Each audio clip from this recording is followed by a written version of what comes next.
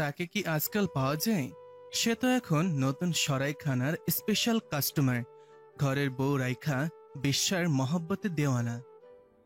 নদী ভাবির তো কপাল পুড়ছে, তাহলে কি করার? যদি বউয়ের থেকে বৈশ্যারা সুন্দর হয়। দেখার দৃষ্টি সুন্দর হইলে কয়লারও সোনা মনে হইব। ঘরের বউরে ভালোবাসলে বাইরের ছিলা কলার প্রতি এত আকর্ষণ জন্মাইত না। ঘরের বউকে এত ভালোবেসে কি লাভ? কই আপনার ভালোবাসা তো খাঁটি ছিল, তবুও বিশ্বাসঘাতকতা জুটলো কেন কপালে? এই যে আজ বহুদিন হলো জান্নাত তো আর ফিরল না। কেন ফিরল না? এই দেশ ধ্বংসের দিকে ধাবিত হচ্ছে। পাপ আর পাপ। যে মরছে তা জানাই হচ্ছে না কোন দোষে তাকে নির্মম মৃত্যু দেওয়া হয়েছে। আর যারা মারছে তারাও জানে না কেন মারছে, কেবল জানে মারতেই হবে। সোহাগ ইদানিং নেশা ধরেছে। প্রথমে চিত্রাকে হারালো, তারপর বাবাকে, এখন আবার স্ত্রীকে। জান্নাত ভালো পরিবারের মেয়ে, কিন্তু অতীত ভালো না। থাক কিছু অতীত সোহাগের সঙ্গে না হয় ছাই হোক। যেদিন কেউ সেই ছাই দুহাতে কুড়িয়ে নিবে সেদিন সবাই জানতে পারবে সোহাগ বিশ্বাসঘাতক নয়। সেদিন রাতে সে বিশ্বাসঘাতকতা করেনি, উল্টো তাকে নির্মমভাবে বিধ্বস্ত করা হয়েছিল, টুকরো টুকরো করা হয়েছিল তার অন্তরের প্রতিটা খণ্ডকে। এই তো বাবার মৃত্যুর পর সোহাগ মনে মনে ঠিক করেছিল জান্নাতের সাথে শুরু থেকে সবটা শুরু করবে।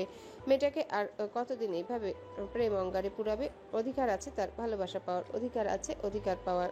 সবটা যখন মনে মনে গুছিয়ে নেয় সোহাগ, তখনই হঠাৎ দূর থেকে আগত একটা ঝড় জান্নাতের দূরে কোথাও ঠেলে নিয়ে যায়। সব শেষ। মায়ের মুখের দিকে আজকাল তাকানো দেয়। কেমন কঠোর মানুষটা মোমের মতো গলে গিয়েছে, নিভে গিয়েছে তার অহংকার আর হিংসা বিদ্বেষ। সময় পারে মানুষকে বদলে দিতে। মারিয়া ভাবির দিকে তাকানো যায় না। সংসারের একজন ভেঙে পড়লে আরেকজন কি ঠিক থাকতে পারে?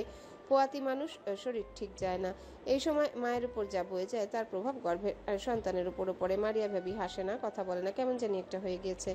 আর মাহাদি ভাইকে নিয়ে বলার মতো কিছু নেই। তাকে দেখলে রুক্ষ জরাজীর্ণের মরুভূমি লাগে, যার মধ্যে কোমলতা নেই, আছে কেবল তিক্ততা। বাড়িতে তো থাকেই না ঠিক মতো, শুধু বউকে ভালো ভালো খাবার কিনে দিলে কি সব হয়? এই সময় একটা মেয়ে স্বামীর থেকে একটু যত্ন চায়, একটু সময় চায়, কিন্তু ওইসবে বড্ড অভাব মাহাদির। সে দিন দুনিয়া ভুলে খেয়েছে। ভাবির হয়তো খুব করে বলতে ইচ্ছা করে, কিন্তু বলি বলি করে কোনোদিনও হয়তো বলাই হয়ে উঠবে না। সোহাগ খোলা সড়কের নিচে একা হাঁটতে হাঁটতে অন্ধকারে হারিয়ে যায়। পরনের সাদা কালো চেক শার্টটি অন্ধকারে অতলে হারিয়ে গিয়েছে। সোহাগ ধোয়া ছেড়ে বিষাদের জর্জরিত কণ্ঠে, গলা ছেড়ে মৃদু কণ্ঠে একটা আহত নিঃশ্বাস নিংড়ে দিল। তাতে বেরিয়ে এলো চিত্রা নামটি মুখ থেকে। সে আকাশের দিকে তাকিয়ে চোখের কোণে জমে থাকা জল হাতের উল্টো পিঠ দিয়ে মুছে ক্ষতবিক্ষত একটা হাসি আঁকলো ঠোঁটের কোণে, অতঃপর গলা ছাড়লো। আমায় ভাসাইলি রে, আমায় ডুবাইলি রে, আকুল দরিয়ার পথে কুল নাই রে। অনেক দিন কেটে গিয়েছে। আজ রাতের গাড়িতেই হানিমুনের উদ্দেশ্যে কক্সবাজার রওনা হবে আয়েশা আর অভ্র। যাওয়ার আগে প্রয়োজনীয় কিছু জিনিসপত্র ক্রয় করতে হবে। হানিমুন বলে কথা। যদিও ফারাজকে রেখে হানিমুনে যাওয়ার কথা ভাবতেই কেমন কেমন লাগা শুরু করে, কিন্তু ফারাজ ভাইয়ের সঙ্গে তো আর হানিমুন করা যাবে না। অদ্ভুত। অভ্র নিজের মাথায় নিজে একটা চাপড় মারে। কি সব ছোট লোকে চিন্তা ভাবনা করছে সে? ফারাজ ভাইয়ের সঙ্গে হানিমুন? মুহূর্তে অভ্রের গা ঝাঁকুনি দিয়ে উঠল। ফার্মেসির সামনে বেশ কিছুক্ষণ দাঁড়িয়ে ঔষধের নাম মনে করতে লাগলো অভ্র। বজ্র আসার সময় ওষুধটা নিয়ে আসতে বলেছে, কিন্তু কি এক কঠিন নাম একবার উচ্চারণ করার পরে ভুলে খেয়ে বসে আছে অভ্র। ঝিরিঝিরি বৃষ্টি পড়ছে। দোকানের ছাউনির একপাশে দাঁড়িয়ে আছে আয়েশা, বসে বসে ধোয়া ওঠা কফি পান করছে।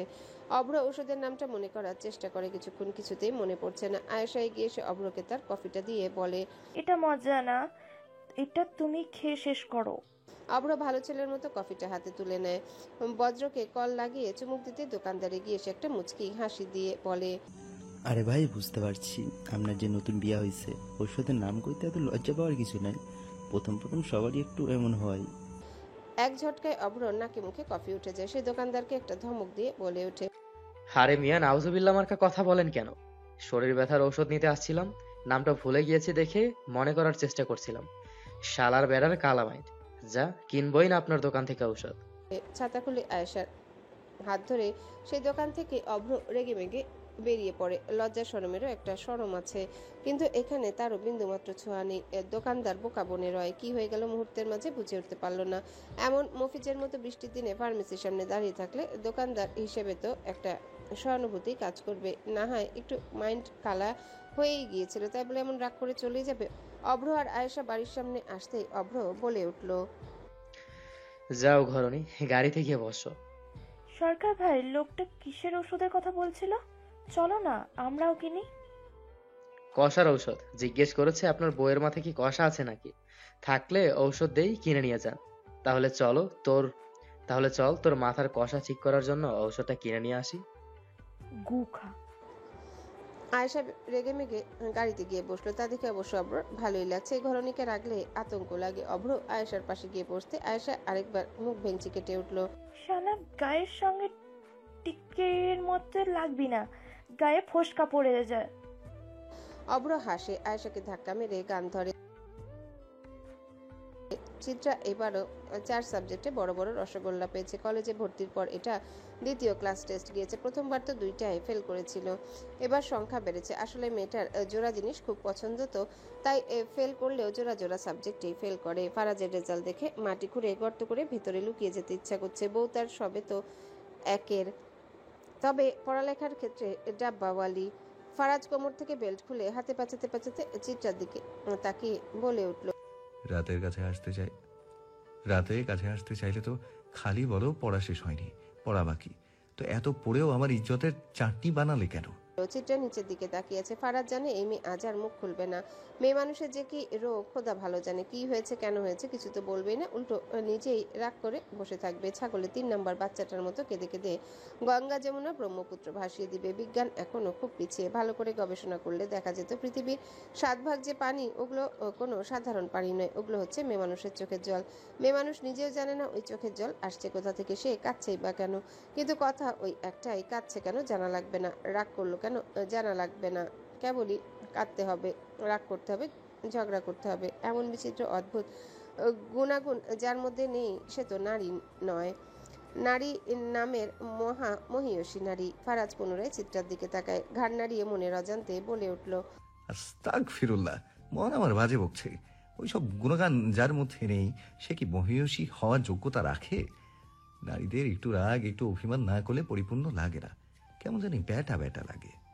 ফারাজ চিত্রাকে টেনে নিজের কোলে বসায়, বেলটা হাতে থেকে খুলে বিছানায় ছুঁড়ে ফেলে, জড়িয়ে ধরে শক্ত করে চিত্রার কোমর। নিজের থুতনিটা চিত্রার কাঁধের উপর রেখে নরম গলায় শুধায়, একটু তো পড়ালেখা করো গো বিবিজান, তোমার এই নম্বরের থেকে তো তোমার স্বামীর সাইজ বড়।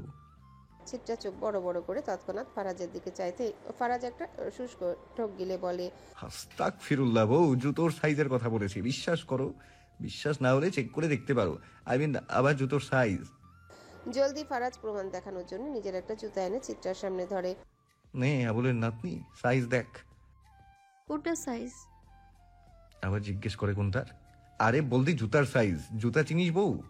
চিত্রা জুতার দিকে তাকায়। আসলেই তার নাম্বারের থেকে বেশি বড় ফারাজের জুতার সাইজ। তবুও সে মনে মনে মুচকি হাসে। চোখ দুটো তরমুজের বিচির মতো শুরু করে দাঁত কেলিয়ে বলে, বাহ, মানতেই হবে, সাইজ তো হেব্বি। আপনার জুতোর। কক্সবাজার আজকেই শেষ দিন, তারপর বাড়ি ফিরতে হবে অভ্র আয়েশাকে। এই 1 সপ্তাহ ভালোই কেটেছে, যদিও ভালোবাসার থেকে ঝগড়াই বেশি হয়েছে, কিন্তু তাতেই কেমন যেন ভালোবাসার গন্ধ পাওয়া যায়। সন্ধ্যায় হোটেল থেকে বের হওয়ার পর সেই চুলোচুলি হয় অভ্র আর আয়েশার মধ্যে, কিন্তু বইয়ের সঙ্গে বেশিক্ষণ রাগ করে থাকা যাবে না, তাও এই রাতের বেলা। মেয়ে মানুষ বলে কথা, পরে যদি রাতে হানিমুন এনজয় করতে না দিয়ে খাট থেকে লাথি মেরে নিচে ফেলে দেয় তাকে, এখনই হাড় ভাঙা যাবে না। শত হলেও কুদ্দুসকে জন্ম দেওয়া এখনো বাকি। কি করে আয়েশাকে নিজের কাছে আনা যায় ভাবতে ভাবতে আয়েশার স্যান্ডেলের ফিতা ব্লেড দিয়ে অনেকটাই কেটে ফেলে অভ্র।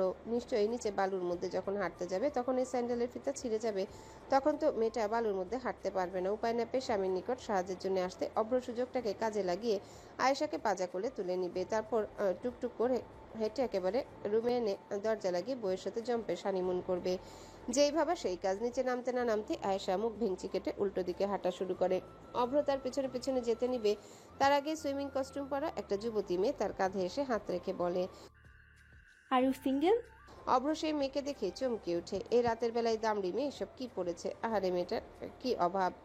একটু টাকা বেশি থাকলে জামার সাইজটা আর একটু বড় হতো। দেশে এদের জন্য গরিবি ভাতার ব্যবস্থা করা হয়নি কেন এখনো? মেয়েটা আবারও চুল নাড়িয়ে বলে উঠল, হেই বয়, বলো না, তুমি কি সিঙ্গেল? চলো একসাথে সাঁতার কাটি। না আপা, আমি বিবাহিত। চোখ পেছন থেকে সামনে এনে ওই দেখেন আমার সাঁতার কাটার পার্টনার কোমরে ধুলিয়ে ধুলিয়ে চলে যাচ্ছে, আমিও গেলাম।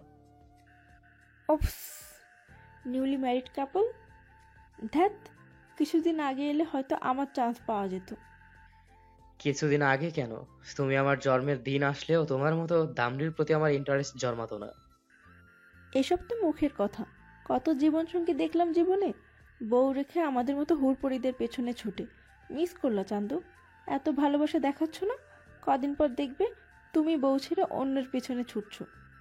অভ্র আশেপাশে কিছু একটা খোঁজার চেষ্টা করে। মেয়েটি তা দেখে জিজ্ঞাসা করে, কি খুঁজছো? আপা, হুড়পুরি খুঁজছিলাম। কই পাচ্ছি না তো। ওই তো পেয়েছি। আগে বলবেন না আপনি আমার বারোদের মতো বউয়ের কথাটা বলছিলেন? মেয়েটির গা জ্বলে ওঠে। কিছু বলতে যাবে তার আগে অভ্র মেয়েটার দিকে তাকিয়ে হেসে বলল, আর চিন্তা নেই আপা, আমি জীবন সঙ্গী হিসেবে তেলাপোকার মতো জুতো মারলেও উড়ে সেই বউয়ের কাছেই যাব। বলতে না বলতেই আয়েশা রেগে তার পায়ের স্যান্ডেলটা অভ্রর দিকে ছুঁড়ে মারে। অভ্র না তাকিয়ে ধরে ফেলে সেই স্যান্ডেল। মানুষ দেখলে হয়তো মনে মনে বলবে ছেলেটা বউয়ের হাতে জুতার বাড়ি খেতে খেতে এখন গুড ক্যাচার হয়ে গিয়েছে। এই বেটা, তুই এদিকে আসবি? 20 টাকা তো দিয়া যা, আনারকলির ফল মাখা খামো। অভ্র ভেতরে ভেতরে একটা নিঃশ্বাস ছেড়ে বলে, শালি, তুমি বিষ চাইতে পারো না? কিরে? অভ্র নিজেকে নিয়ন্ত্রণ করে। আয়েশার দিকে তাকিয়ে একটা মুচকি হাসি দিয়ে বলে, আসছি ঘরণী। যাওয়ার আগে আবারও সেই মেয়েটার দিকে অভ্র তাকায়, বলে, দেখলেন তো, জুতার বাড়ি খেয়েও বউকে ছাড়ছি না। একেবারে বাংলা সাদা মদের মতো পিওর, আমার হৃদয়ে মুচড়ানো পিরেত। মেয়েটা অবাক। আপাতত সে পাথর হয়ে গিয়েছে। এমন ছেলে আজকাল পাওয়া যায়? এই মেয়ের ভাগ্য আছে বলতে হবে। অভ্র জুতাটা হাতে নিয়ে আয়েশার কাছে এসে বলে, ও মা, ছেঁড়া জুতা! ঘরণী, তোমার পায়ে কাদা লেগে যাবে তো। ইসরে, জলদি আসো, তোমায় কোলে তুলে নেই। লাগবে না, আমার খালি পায়ে হাঁটার অভ্যাস আছে। তুই আগে বল, ওই নেংটি মহিলার সঙ্গে কোন রসের আলাপ করছিলি? কই? আমাকে কি কানা ভাবিস তুই? আস্তাক ফিরুল্লাহ, কি বলছো? নাটক মত করো পিও, তুমি যে একটা ভণ্ড তা মুই জানি। আয়েশা রেগে আরো কিছু বলতে যাবে তার আগেই সন্ধ্যার স্নিগ্ধ সৈকতের একরাশ মুগ্ধতাকে ডিঙিয়ে অভ্রের অধর থামিয়ে দেয় আয়েশার বলি। আশেপাশে দৃষ্টির দিকে তার নজর নেই। আয়েশা নিজেকে ছাড়ানোর জন্য ছটফট করতে অভ্র তাকে আরো শক্ত করে চেপে ধরে। এত শক্তি পুরুষের গায়ে? হুট করে আয়েশা ধাক্কা দিয়ে নিজেকে ছাড়িয়ে একবার আশেপাশে তাকায়, তারপর চেঁচিয়ে বলে ওঠে, কি করছো? নির্লজ্জের মতো তোমায় ভালোবেসেছে, আরো বাসতে চাই। বলে এক ঝটকায় আয়েশাকে নিজের বাহুডোরে তুলে নেয় অভ্র। হুট করে লোকটার চোখে মুখের ভঙ্গিমা কেমন করে বদলে গিয়েছে। এই লোকের হুট করে কি হলো? আয়েশা একটা ঢোক গিলল। মিহি কণ্ঠে বলে, না মা, বলছি লোকে দেখছে। কে শুনে কার কথা? অভ্র সেদিকে আপাতত লক্ষ্য নেই। তার লক্ষ্য অনেক আগেই গভীরতায় ডুব দিয়েছে। এখন কেবল গন্তব্য একটা জায়গায় থমকে আছে। এখন নিষেধ শোনার নয়, বরং বেহায়ের মতো বেপরোয়া প্রেমে নিজেকে বিসর্জন করার সময়।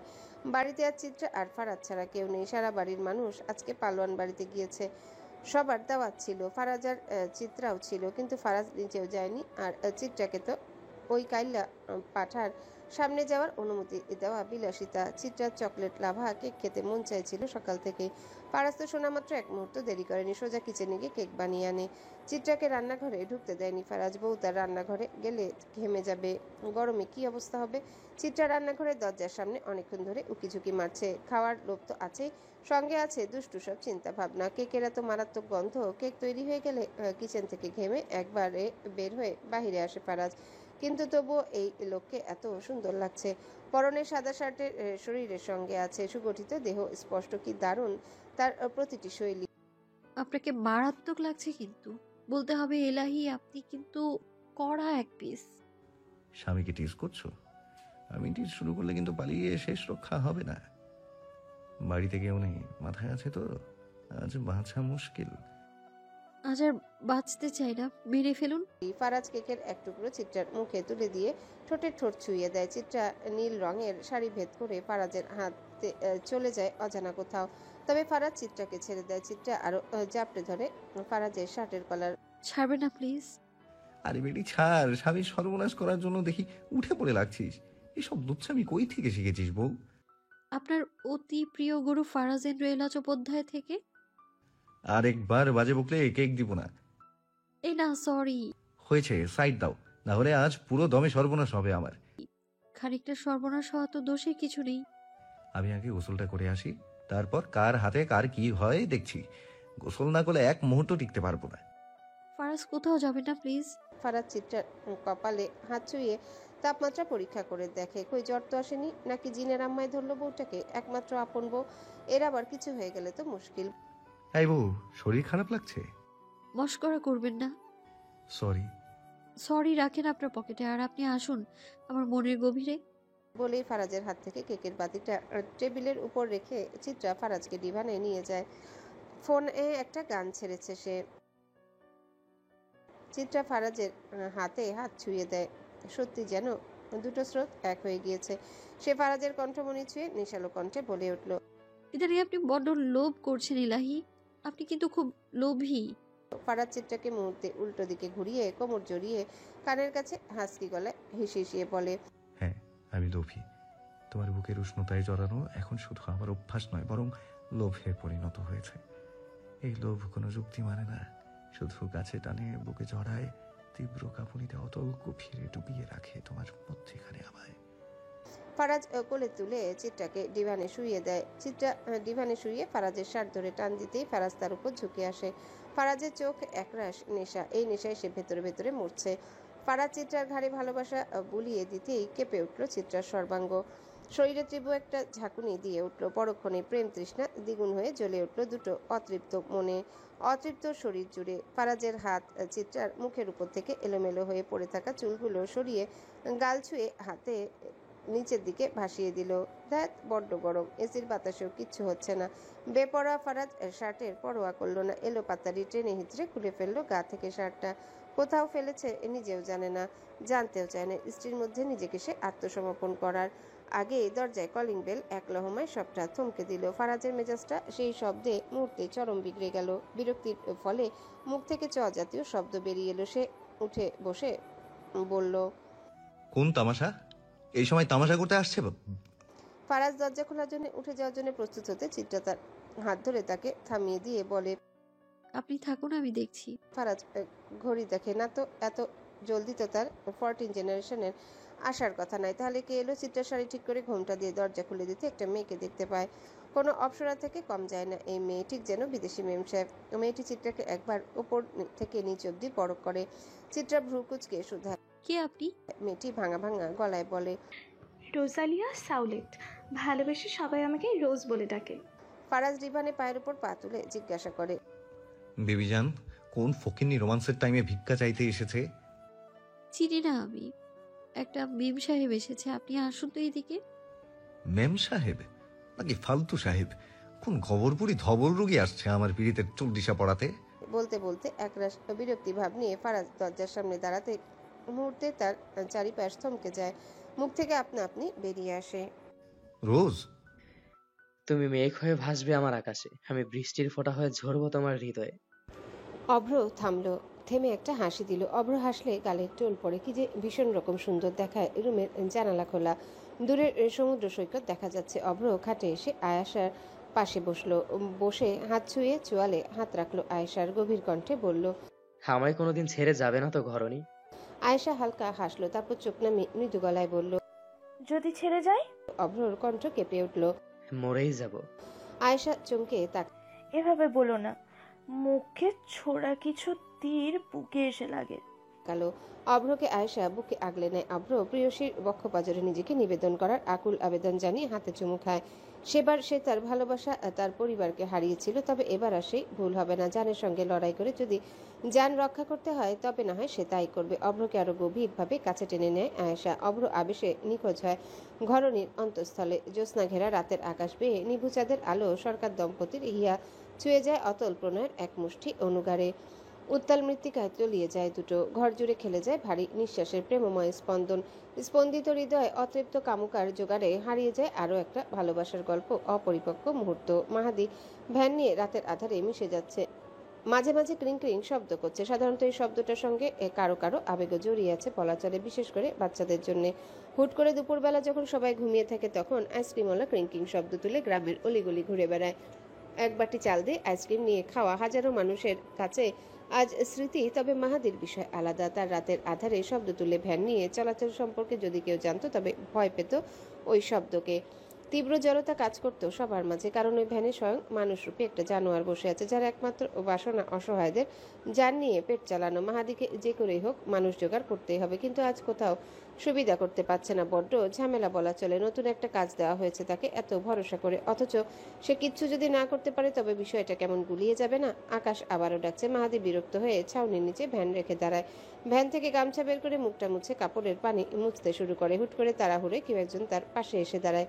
একটা ছেলে, বয়স কতই বা হবে, 16-17। ছেলেটা সিগারেটের শেষ অংশটুকু শোষণ করে মাটিতে ফেলে পায়ে পিষে ফোনটা বের করে। ততক্ষণে বৃষ্টির বেগ বেড়েছে। হুট করে মাহাদির মাথায় খেলে যায় ভয়ানক লোমহর্ষক পরিকল্পনা। কোনোদিনও তো কোনো পুরুষ মানুষকে মারা হয়নি। আচ্ছা, পুরুষকে মেরে নিজেকে অন্যভাবে প্রমাণ করলে কেমন হয়? তবে চিন্তা অন্য কিছু নিয়ে। পুরুষ মানুষ এসব পেশায় কাজে লাগে না। তার উপর এই ছেলে দেখছি এই বয়সে নেশা করে। কিডনি লিভার কি আদৌ ভালো আছে, নাকি এর পিছনে সময় তো ব্যয় করা পুরোটাই অপচয় সাব্যস্ত হবে? নির্বিকার ভঙ্গিতে জিজ্ঞাসা করলো। ছেলেটা মাহাদির দিকে প্রাণহীন প্রস্তর মূর্তির ন্যায় তাকালো, বলল, পৃথিবী। ছেলেটা জবাব দিয়ে আবারও ফোনের দিকে মনোযোগ দিল, যেন তার আগ্রহ নেই দুনিয়ার অন্য কোনো কিছুর প্রতি। মাহাদির বেশ রাগ হলো। কপট রাগ মিশ্রিত চাহনি নিক্ষেপ করলো। মনে মনে হয়তো এতক্ষণে ঠিক করে নিয়েছে পৃথিবীকে কোন পদ্ধতিতে পৃথিবীর বাহিরে পাঠাবে। মাহাদি ছুরি ভ্যান থেকে বের করে পকেটে ঢুকায়। ছেলেটার দিকে এগিয়ে আসার আগে ছেলেটা হুট করে দৌড়ানো শুরু করে। মাহাদি বুঝতে পারল না কি থেকে কি হয়ে গেল। এই ছেলে কি তার ছুরি বের করা দেখে ফেলেছিল? এমন তো কখনো হয়নি। শিকার মাহাদি হাতছাড়া কখনোই করতে রাজি নয়। মাহাদি সে ছেলের পেছনে পেছনে বৃষ্টি ভেজা রাতে অন্ধকারের ভেতরে ছুটতে শুরু করে। তবে মুহূর্তেই সামনে জঙ্গল এসে কেমন যেন গোলক ধাঁধায় পড়ে যায় মাহাদি। এমন রাতে এই এত বড় জঙ্গলে মাঝে কোথায় খুঁজবে ওই ছেলেকে? সে মাহাদির মাথায় হাত পড়ল। এই ছেলে তার চেহারা দেখেছে, একে বাঁচিয়ে রাখলে ঝামেলা লেগে যাবে। মাহাদির বারবার সোহানদের কথা মনে পড়ছে। তারা ভুলের শাস্তি ক্ষমা করে না, দ্বিতীয়বার সুযোগও দেয় না। যদি এই খবর তাদের কানে পৌঁছে যায়, যদি এর ছেলে থানা পর্যন্ত চলে যায়, পাগলের মতো ছন্নছাড়া হয়ে এদিক সেদিক খুঁজতে শুরু করে। সারা রাত কেটে যায়, পাহাড় চলছে না, শরীর কাজ করা বন্ধ করে দিয়েছে। ভেজা চুপচুপে গায়ে গাছের নিচে বসে সে, আর তারপর হুট করে ঝিমুনিতে ক্লান্ত দেহ অবশ্যই আসে, আর চোখের পাতা না চাইতেও এক হয়ে যায়। সোফায় চিত্রার পাশে বসে আছে ফারাজ। রোজ শটাং হয়ে দাঁড়িয়ে আছে তার পাশে। ব্লেজার আর প্যান্ট পরা, সে বিজনেস ওম্যান লাগছে। আসলে এই মেয়ে দেখতে মাশাআল্লাহ। ফারাজ কপাল চুলকে চিত্রার দিকে তাকিয়ে পা তুলে দেয় টেবিলের উপর। চিত্রা বিরক্ত হচ্ছে। এই লোক সোফার সঙ্গে এমন রোমান্স শুরু করেছে কেন? একবার বসছে তো একবার উঠছে, একবার তো শুয়ে পড়েছে। চিত্রা রোজের দিকে তাকায়। তাকে বসতে বললে রোজ সঙ্গে সঙ্গে, ক্ষমা করবেন বস, অনুমতি না দেওয়া পর্যন্ত বসতে পারবো না। ফারাজ ভ্রুকুচকে রোজের দিকে তাকায়। রোজ তখনও শটাং হয়ে দাঁড়িয়েছে। ফারাজের চোখে মুখে বিরক্তির ছাপ। একে তো এই মেয়ে লাভ দিয়ে ইতালি থেকে এখানে চলে এসেছে, তার উপর বসো বসো বলে কানের মাথা খাচ্ছে। এই রোজ, সিট ডাউন। Okay sir. এটা আশেপাশে একবার তাকালো, হয়তো ও কোথায় বসবে সেটাই ভাবছে। এখানে বসো। ফারাজ ইশারা করতে রোজ নির্দ্বিধায় তার কথা মতো বসলো। কথায় কথায় আস্তে আস্তে চিত্রা জানতে পারলো অভ্র যেমন ফারাজের বিশ্বস্ত লোক, তেমনি রোজ তার আরেক বিশ্বস্ত লোক। সব জায়গায় পুরুষ মানুষের দরকার পড়ে না, কিছু কিছু জায়গায় মহিলাদেরও পড়ে। রোজের দরকারগুলো সেই সব কাজে। রোজের বিষয়ে শুনে চিত্রার খুব ভালো লাগলো। এমন মেম সাহেব সে আগে কখনো দেখেনি। আর এই মেয়ে তো পুরো বস ভক্ত। আচ্ছা, ওয়াশরুম ধরলেও কি ফারাজের থেকে অনুমতি নেয় রোজ? কিন্তু তোমার এখানে আসার দরকার কি ছিল? তোমার কাছে তো আমি সব সঁপে দিয়ে দায়িত্ব বুঝিয়ে এখানে এসেছিলাম। বস, আসলে আমি অভ্র আর আপনাকে মিস করছিলাম, না এসে থাকতে পারলাম না। আর ওইখানের কাজ শেষ করেই এসেছি। বাকি লোকজন তো আছেই, একটু ওদেরকেও তো কাজ শেখাতে দিন। চিত্রার মাথায় এসব কাজের কথা ঢুকলো না। সে চা নাস্তা বানাতে চলে গেল কিচেনে। রোজ আশা এসে খুশি, তার সঙ্গে কথা বলেও ভালো লেগেছে। কিন্তু ফারাজ কেন বললো না তার একটা মেয়ে অ্যাসিস্ট্যান্টও আছে? বললে কি এমন ক্ষতি হতো? চিত্রাকে ফারাজকে খেয়ে ফেলতো নাকি? ফারাজ একবার রান্নাঘরের দিকে তাকালো, তারপর হিসিয়ে রোজকে বলল, সবগুলো ডিল ওইখানে আটকা পড়ে আছে, আর তুমি না জানিয়ে এখানে কেন চলে এসেছো? তুমি মেয়ে বলে তোমায় ছেড়ে দেবো ভাবছো? আমি ফারাজ গড়তেও জানি আবার মারতেও। রোজ শান্ত গলায় বলল, বস, আপনি ভালো করেই জানেন আমি কেন এসেছি। আপনি হয়তো আপনার লক্ষ্য ভুলে গেছেন, কিন্তু আমি ভুলিনি। আপনি শিকারের সঙ্গে খেলছেন বস। শিকারি যদি শিকারকে ভালোবাসে, তা হয় পৃথিবীর সবচেয়ে বড় বোকামি। খাদ্যকে ভালোবাসা যায় না, আর খেলায় মাতোয়ারা হয় আরও বড় ভুল। ফারাজ ঠান্ডা গলায় জিজ্ঞাসা করলো, কবে যাবে? যতদিন না আপনি আসল ফারহাজ এলাহি রূপে ফিরছেন। আমি 20 বছরেও আপনাকে কখনো এত এত মিষ্টভাষী হতে দেখিনি। অনেক হয়েছে অভিনয়, এবার এই জগৎ থেকে নকল ফরহাজ এলাহির মুক্তির পালা। যাকে শেষ করতে এসেছেন তাকেও তো জানতে হবে ফরহাজ এলাহি ডেনমার্কের নয়, বরং সে হচ্ছে ইতালির সবচেয়ে বড় আর কিছু বলার আগে ফারাজ চটে গিয়ে গলা চেপে ধরলো রোজের, দাঁত পিষে বলল, শাট আপ। রোজের মুখে এক ফোঁটাও ভয় নেই, কারণ ছোটবেলা থেকে সে বসকে এই রূপেই দেখে এসেছে। নরম সৌম্য ফারাজকে তার অচেনা লাগে। তার বস খলনায়ক, আর সেটাই সত্যি। ফারাজের জন্ম হয়েছে খলনায়ক হওয়ার জন্য, নায়কের মতো মূর্খ চরিত্র তার জন্য নয়। ফারাজ এক মুহূর্ত পর বিরক্ত হয়ে তাকে ছেড়ে দিল। মেয়েটকে বলছি তোমার থাকার ব্যবস্থা করতে, এখানে সামনে থেকে যা। রোজ থামলো না। আমার অভ্র কোথায়? ফারাজ ঠান্ডা গলায় বলল, তোমার অভ্র? Are you kidding me? সে এখন বিবাহিত। বস বলুন সে কোথায়? Get out of here. Faraz রোজকে কষ্ট দিতে পারবে না। অভ্র আর রোজ তার চোখে সমান। অভ্র তার ডান হলে রোজ ফারাজের বাম হাত।